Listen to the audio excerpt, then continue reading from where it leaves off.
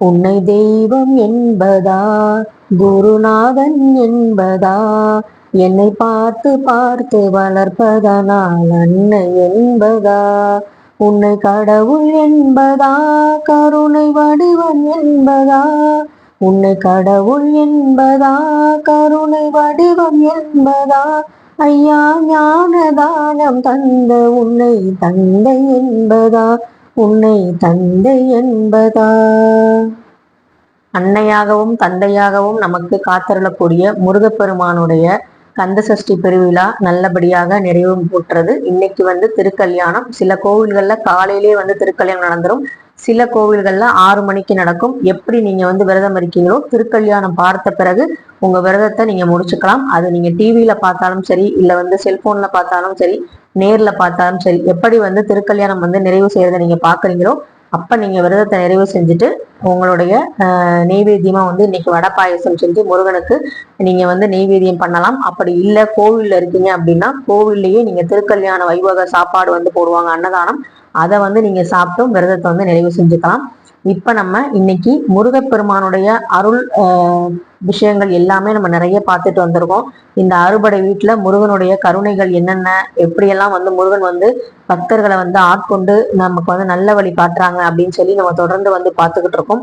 இன்னைக்கு திருக்கல்யாணத்தப்ப ஒரு எதெல்லாம் நம்ம பண்ணக்கூடாது அப்படிங்கிறதையும் நம்ம தெரிஞ்சுக்கணும். இந்த கந்த சஷ்டி பெருவிழால கந்த சஷ்டி விரதம் இருக்கிறது, பட்டினி கிடக்கிறது, மிளகு விரதம், இளநீர் விரதம், பால் பழ விரதம், அதுக்கப்புறம் எளிமையான உணவு எடுத்து விரதம் இருக்கிறது, இல்ல அசைவம் மட்டும் தவிர்க்கிறது, ஒருவேளை உணவு, இருவேளை உணவு, இந்த மாதிரி நம்ம உணவை பாத்தீங்கன்னா கட்டுக்குள்ள வச்சுக்கிட்டு மனசை ஒருநிலைப்படுத்தி முருகனை நம்ம விரதம் இருக்கிறோம். இப்ப நம்மளுடைய உடம்புல அந்த சக்தியும் ஆற்றலும் அதிகமா இருக்கிறதா நம்ம நம்புவோம்.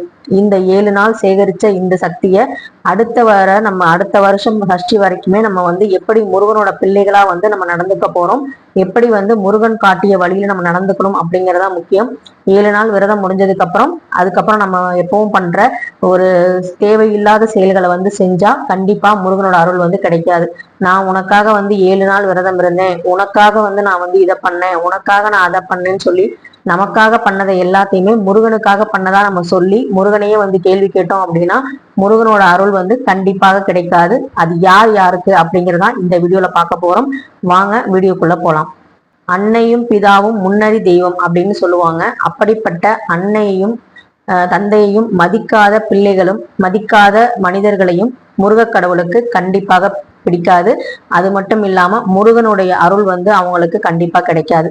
நல்லபடியா நான் முருகனுக்கு மாலை சாத்தினேன், வைர அட்டிகை சாத்தினேன், பட்டாடை சாத்தினேன், வஸ்திரம் சாத்தினேன், இந்த மாதிரி அன்னதானம் போட்டேன் 1000 பேருக்கு அப்படின்னாலும் கூட நம்ம கண்ணுக்கே தெரியாத நம்ம சொந்த பந்தங்கள் இவங்க எல்லாத்துக்குமே பாத்தீங்கன்னா இல்லாம நமக்கு 3வது நபர்களுக்கு நம்ம செய்யக்கூடிய அந்த விஷயம் எப்படி முக்கியத்துவம் வாய்ந்ததோ அதே மாதிரி நம்மளை பெத்து வளர்த்த அந்த தாய் தந்தையரை காப்பாத்தாதவங்களுக்கு கண்டிப்பாக எந்த கடவுள் இல்லை, கந்த கடவுள் மட்டும் இல்ல, எந்த கடவுளோட அருளும் கிடைக்காது. அது எல்லா மதத்தை சார்ந்தவங்களுக்குமே ஒத்துக்க கொள்ளக்கூடிய ஒரு விஷயம். அது இந்துவா இருந்தாலும் சரி, முஸ்லீமா இருந்தாலும் சரி, கிறிஸ்துவர்களா இருந்தாலும் சரி, யாரா இருந்தாலும் அம்மா அப்பா தான் முதல் தெய்வம். அவங்கள மதிக்காத, அவங்களோட மனசை புரிஞ்சுக்காத பிள்ளைகளுக்கு பாத்தீங்கன்னா கடவுளோட அருள் எப்பவுமே கிடைக்காது. அது நல்ல தாய் தந்தையருக்கு அது பாத்தீங்கன்னா பொருந்தும். இதையும் நான் சொல்லிக்கிறேன். ஏன்னா இந்த கலிகாலத்துல பாத்தீங்கன்னா ஒரு சிலர் பாத்தீங்கன்னா பிள்ளைகள் நல்லா இருப்பாங்க, ஆனா தாய் தந்தையர் சரியான ஒரு வளர்ப்பா இருக்க மாட்டாங்க. அதே மாதிரி தாய் தந்தையர் நல்லா இருப்பாங்க, பிள்ளைகள் ஒழுங்கா இருக்க மாட்டாங்க.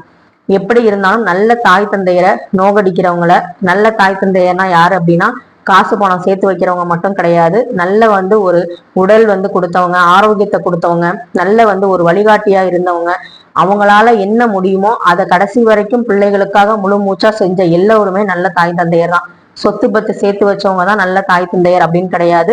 சொத்து சுகம் சேர்க்காட்டியும் சொந்த காலில் நிக்கிறதுக்காக தன்னுடைய மகனையோ மகளையோ வழிகாட்டியா இருந்து நம்மளை பக்கபலமா இருந்து நம்ம செய்யற செயல்களுக்கு துணையா இருக்கிறாங்கல்ல, அவங்க எல்லோருமே நல்ல தாய் தந்தையர் தான். அதனால பாத்தீங்கன்னா தாய் தந்தையரை மதிக்காத பிள்ளைகளையோ மனிதர்களையோ முருகக்கடவுளுக்கு கண்டிப்பாக பிடிக்காது.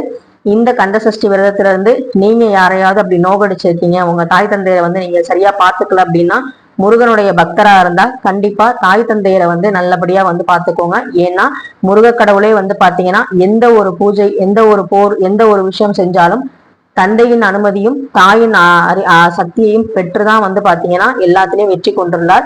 அப்படிப்பட்ட முருகப்பெருமானை வந்து பாத்தீங்கன்னா நம்ம வணங்குறதுங்கிறது ரொம்ப ரொம்ப ஒரு பெரிய விஷயம். அப்படி வணங்கும் போது அவருடைய பிள்ளையா நம்ம இருக்கிறோம், அவருடைய பக்தரா நம்ம இருக்கும் போது அவர் காட்டின வழியில நடக்கிறதானே தவிர சிறந்த ஒரு விரதத்துக்கான பலன் கிடைக்குமே தவிர நம்ம வந்து வெறும் மந்திரம் சொல்றதோ இல்ல வட்டினி கிடக்கிறதுனால மட்டும் முருகனோட அருள் கிடைச்சிடாது. இதுதான் வந்து இந்த ஒரு முதல் விஷயம் தான் வந்து பாத்தீங்கன்னா ரொம்ப ரொம்ப முக்கியமானது. இதை செய்யல அப்படின்னா முருகனோட அருள் கண்டிப்பாக கிடைக்காது. இரண்டாவதாக, ஆணவம் அகங்காரம் உள்ள மனிதர்களை முருகக்கடவுளுடைய அருள் வந்து கண்டிப்பாக கிடைக்காது. பிரம்மதேவர் ஏன் சிறையில அடைக்கப்பட்டார் அப்படின்னா முருகப்பெருமான் வந்து வணக்கம் பிரம்மதேவரே அப்படின்னு சொல்லியிருப்பாரு. அப்ப வந்து பாத்தீங்கன்னா பிரம்மதேவர் கவனிக்காம போயிருப்பாரு. இப்படி வந்து உலகத்துல படைக்கும் தொழில் செய்யற ஒருத்தர் இப்படி வந்து நம்ம ஒரு கவனம் இல்லாம இருக்காருன்னு சொல்லிதான் முருகப்பெருமான் வந்து பாத்தீங்கன்னா ஓம் என்னும் பிரணவ மந்திரத்திற்கான பொருள் என்ன அப்படின்னு சொல்லி கேட்பாரு. அப்படி கேட்கும் போது அவர் வந்து தடுமாறுவாரு, மறந்து போயிருப்பாரு. சோ வந்து பாத்தீங்கன்னா அப்ப முருகப்பெருமான் வந்து இந்த மாதிரி படைக்கும் தொழில் செய்யற நீங்க வந்து இப்படி இருந்தா எப்படி, நமக்கு எல்லாம் தெரியும், நான் ஒரு பிரம்மதேவர் அப்படிங்கிற அகந்தையில தானே நீங்க இருந்தீங்கன்னு சொல்லிதான் சிறையில வந்து அடைச்சிருப்பாரு. அதே மாதிரி சூரபத்மன் வந்து பாத்தீங்கன்னா திருச்செந்தூர்ல போர் நடக்கும் போது முருகப்பெருமான குழந்தையாதான் நினைச்சு வந்தாரு. ஆனா போர் புரியும் பொழுது அவருடைய விஸ்வரூபத்தை பார்க்கும்போது அவரோட காலில் போய் விழணும், அவரை கையெடுத்து கும்பிடணும், முருகான்னு நாக்குல சொல்லி வாயார மனசார சொல்லணும் ஆசை இருந்தாலும் தன்னுடைய மானம் வந்து அவருக்கு வந்து இடம் கிடைக்கல. அதனாலதான் வந்து பாத்தீங்கன்னா தொடர்ந்து வந்து முருகனை வந்து எதிர்த்துக்கிட்டே இருந்தார். அப்படிப்பட்ட அந்த ஈகோ இருக்கிறனாலதான் நிறைய பேருக்கு நிறைய வீட்டுல வந்து பிரச்சனைகள் வருது. சோ அந்த ஈகோ வந்து இல்லை அப்படின்னா கண்டிப்பா வந்து பாத்தீங்கன்னா முருகனோட அருள் மட்டும் இல்லை, நம்ம குடும்பத்திலையும் சந்தோஷம் கண்டிப்பா நிலவும். அதனால வந்து ஈகோ, ஆணவம், அகங்காரம் இந்த மாதிரி வந்து விஷயங்கள் இருக்கிறவங்களுக்கு முருகப்பெருமானுடைய அருள் வந்து கிடைக்கிறது ரொம்ப ரொம்ப கஷ்டம்.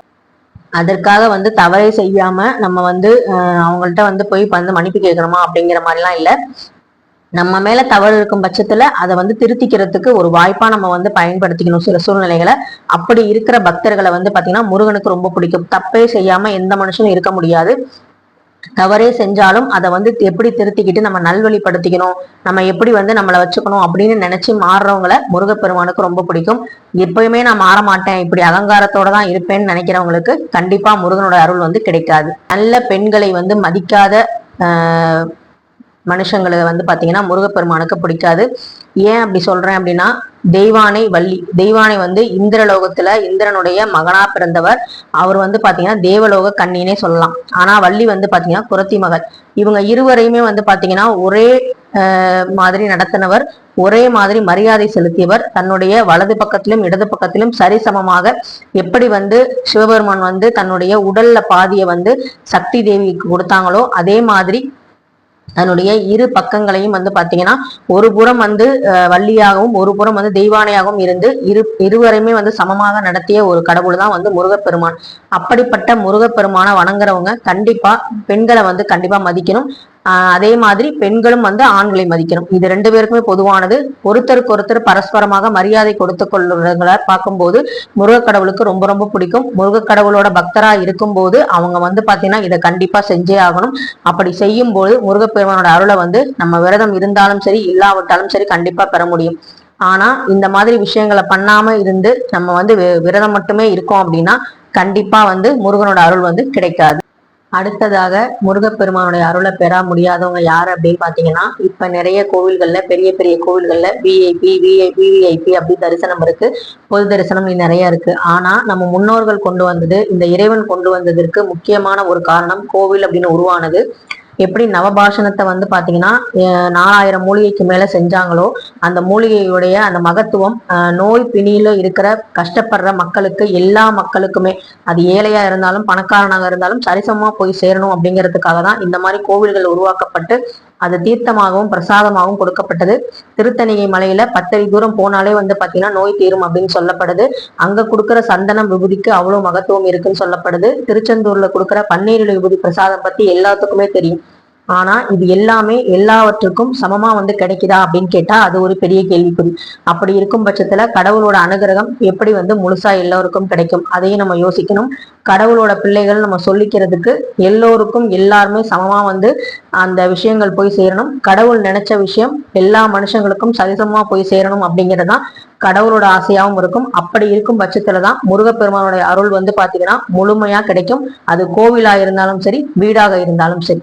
அடுத்து இறுதியாக வந்து யாரை வந்து முருகப்பெருமானோர்ல வந்து கண்டிப்பா வந்து பெறவே முடியாது அப்படின்னா, முருக கடவுள் வந்து பாத்தீங்கன்னா தண்டிக்கிற கடவுள் இல்ல, மன்னிக்கக்கூடிய கடவுள். அப்படிப்பட்ட கடவுளோட பிள்ளைகள் நம்ம சொல்லும் போது அவருடைய வழியில தான் நம்ம நடக்கணும். நமக்கு வந்து பாத்தீங்கன்னா முருகா முருகான்னு வந்து பேரை சொல்லிட்டு வெளியே வந்துட்டு இவனை கண்டிப்பா இன்னைக்கு பழி வாங்கியே தீரணும், இவனை அழிச்சே தீரணும் அப்படின்னு நம்ம நினைச்சோம் அப்படின்னா நம்ம மனசுல முருகன் வந்து வரமாட்டாரு.